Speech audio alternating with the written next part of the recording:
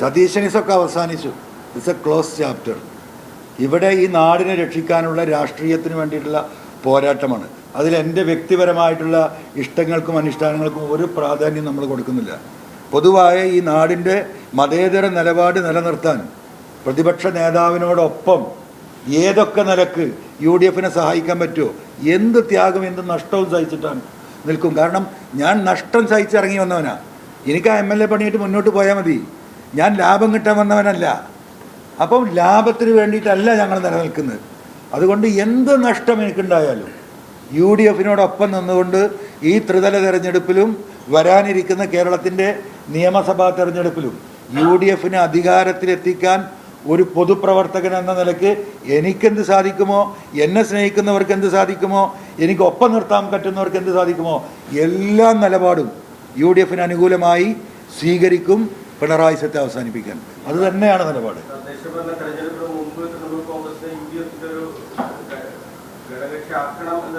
ഒരാവശ്യമില്ല. ഞാനിപ്പോൾ പറഞ്ഞല്ലോ, ഒന്നും ആക്കിയില്ലെങ്കിൽ ഞങ്ങൾ UDF-ൻ്റെ കൂടെ നിൽക്കും.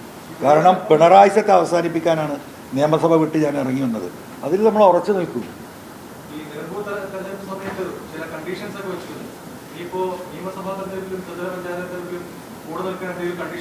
ഒരു കണ്ടീഷനില്ല. പറഞ്ഞല്ലോ, ആ സാഹചര്യമൊക്കെ മാറി. കേരളത്തിലെ നിയമസഭ നിലമ്പൂർ തെരഞ്ഞെടുപ്പ് നടക്കുന്ന രാഷ്ട്രീയത്തിൻ്റെക്കാളും എത്രത്തോളം കേരളത്തിലെ രാഷ്ട്രീയം മലീമസമായി. എവിടത്തേക്കാണ് ഈ നാടിനെ കൊണ്ടുപോകുന്നത്? അവിടെ ഞങ്ങൾക്ക് സീറ്റ് വേണം, ഞങ്ങൾക്ക് വോട്ട് വേണമെന്ന് പറഞ്ഞിട്ടൊന്നും നിൽക്കാൻ ഞങ്ങളില്ല. ഞങ്ങൾ ഈ മലീമസമായിക്കൊണ്ടിരിക്കുന്ന ഈ സംസ്ഥാനത്തെ ഈ വർഗീയ കോമരങ്ങൾക്ക് അടിയറ വെക്കുന്ന ഈ പിണറായി സത്തെ തടയാൻ അണ്ണാരക്കണ്ണനും തന്നാൽ എന്താവും എന്ന് പറയുന്നത് പോലെ എന്താണോ ഞങ്ങൾക്ക് ചെയ്യാൻ പറ്റുന്ന സംഭാവന, ആ സംഭാവന UDF-ന് ചെയ്തു കൊടുക്കുക എന്ന ധാർമ്മിക ഉത്തരവാദിത്തം ഏറ്റെടുത്ത് മുന്നോട്ട് പോകാനാണ് ഞങ്ങൾ പാർട്ടി ആലോചിച്ച് തീരുമാനിച്ചിട്ടുള്ളത്.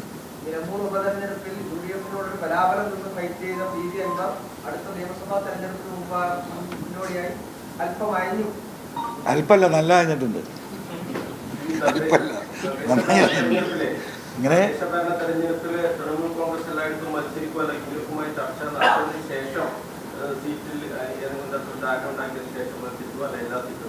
അല്ല, അതെല്ലാം പ്രാദേശികമായിട്ട് ഞങ്ങൾക്ക് ആത്യന്തികമായിട്ട് ഇപ്പോൾ ഒറ്റ ലക്ഷ്യമുള്ളൂ.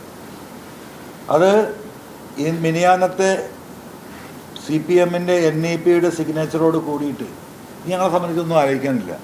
ഞങ്ങൾ ഇറങ്ങിയ പോരാട്ടം ഫാസിസത്തിനെതിരെയാണ്. ആ ഫാസിസത്തെ എങ്ങനെയൊക്കെ കേരളത്തിലേക്ക് കൊണ്ടുവരാൻ കഴിയും. പിണറായി ചെയ്യുന്നത് എന്തുകൊണ്ടാണ്? അദ്ദേഹത്തിന് തടി രക്ഷപ്പെടാനാണ്.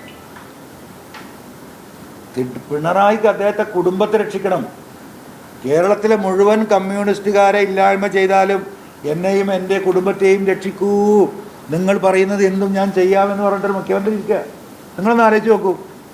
ഇന്ത്യയിൽ BJP-ക്ക് ഒരു MLA പോലും ഇല്ലാത്ത സംസ്ഥാനത്ത് BJP-യുടെ ഒരു മുഖ്യമന്ത്രി. എന്തൊരു അത്ഭുതമാണ്, എന്തൊരു അത്ഭുതം. ഒരു MLA ഇല്ലാത്തൊരു സംസ്ഥാനത്ത് ഇന്ത്യയിലെ ഇതര BJP മുഖ്യമന്ത്രിമാർക്ക് എങ്ങനെ BJP-യെ സഹായിക്കാനുള്ള നിലപാട്, കേന്ദ്ര ഗവൺമെൻറ്റിനെ സഹായിക്കാനുള്ള നിലപാടെടുക്കുന്ന മുഖ്യമന്ത്രിമാരോടൊപ്പം ഒരു MLA പോലും ഇല്ലാത്ത ഒരു കമ്മ്യൂണിസ്റ്റ് മുഖ്യമന്ത്രി നിൽക്കുകയാണ്. അവിടത്തേക്കെത്തി കേരളം. അദ്ദേഹത്തിൻ്റെ സ്വയം രക്ഷക്കപ്പുറം ഈ കണ്ണൂരിൽ ഈ പറഞ്ഞുകൊണ്ട്, നിങ്ങൾ കണ്ണൂരിലെ പത്രപ്രവർത്തകനാണല്ലോ, 600ഓളം സഖാക്കൾ രക്തസാക്ഷിത്വം കേരളത്തിൽ വഹിച്ചിട്ടുണ്ട്. കമ്മ്യൂണിസ്റ്റ് പാർട്ടിയിൽ ധീര രക്തസാക്ഷികളായ 600ഓളം സഖാക്കളുണ്ട്. അതിലെ മഹാഭൂരിപക്ഷവും ഈ കണ്ണൂരിൻ്റെ മണ്ണിലാണ്. ആ കുടുംബങ്ങൾ ഇവിടെ ഉണ്ട്. കണ്ണൂരിൻ്റെ മണ്ണിൽ രക്തസാക്ഷികളായ സഖാക്കളുടെ കുടുംബങ്ങൾ ഇവിടെ ഉണ്ട്. അവരൊക്കെ പോരാടിയത് ഈ ഫാസിസത്തിനെതിരെയാ, ഈ വർഗീയതക്കെതിരെയാ, ഈ BJP-ക്കെതിരെയാ, ഈ RSS-നെതിരെയാണ്. ആ കുടുംബങ്ങൾ ഇത് കണ്ടുകൊണ്ടിരിക്കുകയാണ് ഇവിടെ. അവരിത് താങ്ങും എന്ന് പത്രക്കാരായ നിങ്ങൾക്കിത് തോന്നുന്നുണ്ടോ? ചെറിയ ബന്ധമൊക്കെ എനിക്കുണ്ടല്ലോ ഇവരൊക്കെ ആയിട്ട്. ഒരു 5-8-10 വർഷം അവരോട് കൂടെ നടന്നവരാണല്ലോ. അവർ പറയുന്ന വികാരം ഇതൊക്കെ ഇവിടെ പ്രതിഫലിക്കാൻ പോവുകയാണ്. ഈ പ്രസ്ഥാനത്തെ ഒന്നടങ്കം കൊണ്ടുപോയിട്ട് BJP-യുടെ അടുപ്പിൽ കെട്ടിക്കഴിഞ്ഞു പിണറായി. അതിനെ രക്ഷപ്പെടുത്തിയെടുക്കണോ വേണ്ടയോ? ഈ കമ്മ്യൂണിസ്റ്റ് പ്രസ്ഥാനം ഇവിടെ നിലനിൽക്കണോ അല്ല ത്രിപുരയും പശ്ചിമ ബംഗാളും ആകണോ എന്ന് തീരുമാനിക്കാൻ സഖാക്കൾക്ക് കിട്ടുന്ന അവസരമാണ് ഈ വരുന്ന ത്രിതല തെരഞ്ഞെടുപ്പ്, നിയമസഭാ തെരഞ്ഞെടുപ്പ്.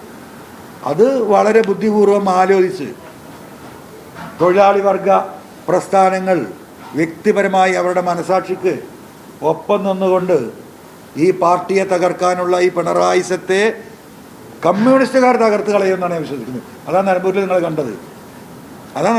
കണ്ടത്. 20,000 വോട്ട് എവിടെ നിന്നാണ് കിട്ടിയത്? അപ്പോഴും ഉണ്ട് CPM UDFിൻ്റെ വോട്ട്. മുമ്പത്തെ തെരഞ്ഞെടുപ്പിൽ അതേ വോട്ട് UDFിൻ്റെ സ്ഥാനാർത്ഥിക്ക് നിലമ്പൂരിലുണ്ട്. 80,000 വോട്ടിൽ നിന്ന് LDFിൻ്റെ സ്ഥാനാർത്ഥി 60,000-ലേക്ക് പോയതാരാ? പച്ച സഖാക്കൾ എനിക്ക് ചെയ്ത വോട്ടാണ്.